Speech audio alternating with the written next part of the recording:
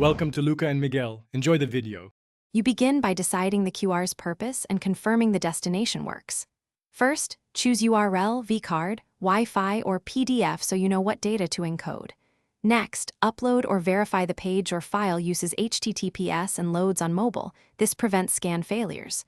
Also measure your layout, aim for a 0, 8:1, 5-inch square on the card and reserve a clear, quiet zone around it. Once done, you'll be ready to generate a reliable QR image. Now you generate and style the QR. Use a reputable generator and export at 300-600 dpi as PNG or SVG for crisp print. When adding brand colors or a logo, make sure you maintain at least 40% contrast and keep the center logo small so scanners still read data. Once styled, test extensively. Scan with 10+ devices across different distances and lighting, and confirm scanning success is over 95%. Make adjustments and regenerate until finish by placing the QR into your card template with proper bleeds and a 1/8-inch safe margin. Avoid putting it on textured or metallic finishes that hinder scanning.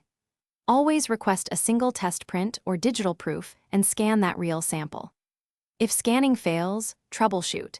Enlarge the code, increase black to background contrast, remove decorative interference, or use the vector SVG to prevent raster blur. Make sure to retest the printed proof until it scans cleanly before the full print run. Thanks for watching and please subscribe. It's the best investment you'll ever make.